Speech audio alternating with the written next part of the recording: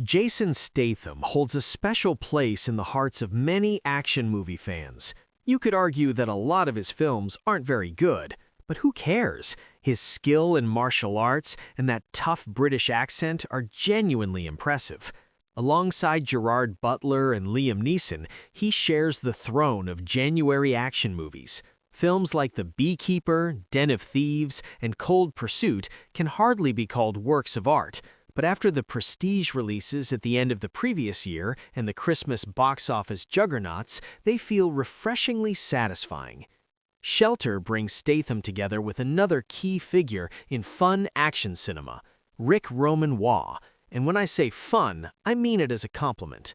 Waugh and Statham know their audience well and generally understand what they want.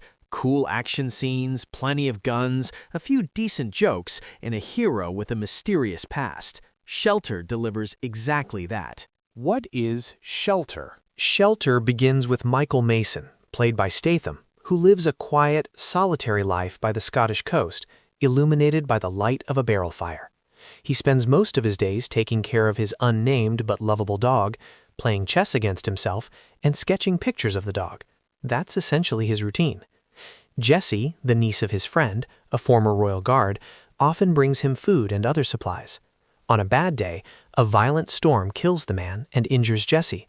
In this desperate situation, Jessie is left in Mason's care.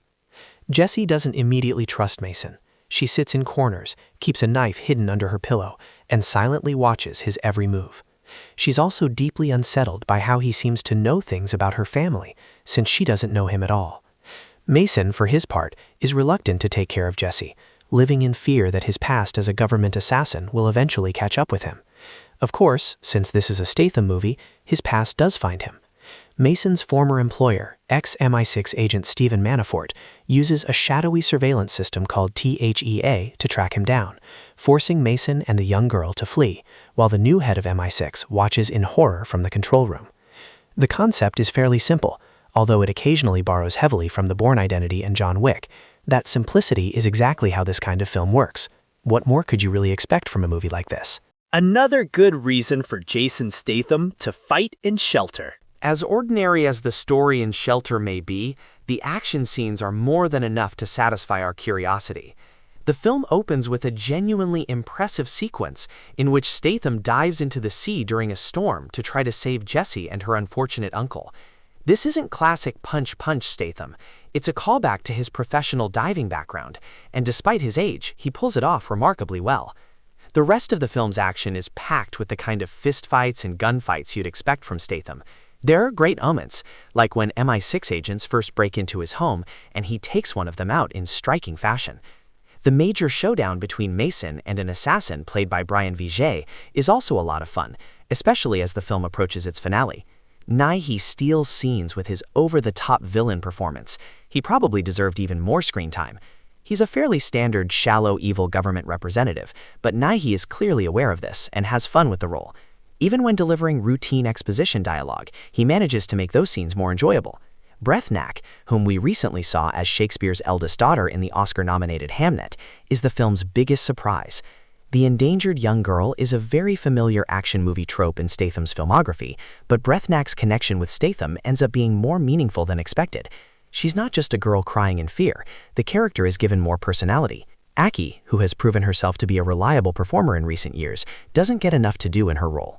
If you remember Joan Allen's character in The Bourne Supremacy and The Bourne Ultimatum, this is very much that type. Aki isn't bad, she just doesn't have a Tony Gilroy-level writer giving her strong dialogue. As a result, her character remains largely forgettable and one-dimensional. Shelter is not the next The Beekeeper. Statham shows up with at least 1 or 2 new films every year. The Beekeeper was a memorable entry that set expectations for his future projects. Shelter takes itself just as seriously as The Beekeeper, but compared to the 2024 hit, it features far fewer memorable characters. There aren't many jokes or big surprises. It's largely a standard Statham film. It sits at about the same level as The Mechanic, which isn't a bad thing. That said, we certainly don't want all Statham films to feel the same. Even A Working Man had a distinct personality that pulled you in. Shelter falls short in that regard. Despite its lack of boldness, it does a solid job in terms of emotional depth. You genuinely worry about Mason and Jesse. You're not just curious about what kind of madness they'll get into, you actually want them to survive. It's genuinely surprising that Waugh and Statham hadn't worked together before, because Shelter shows that the two have good chemistry. The film delivers exactly what Statham fans are looking for. It's not especially memorable, and it won't launch a franchise, but did it really need to? No, it didn't. Just another perfect excuse to make popcorn and watch Statham beat people up. What's not to like? Shelter hits theaters on January 30th.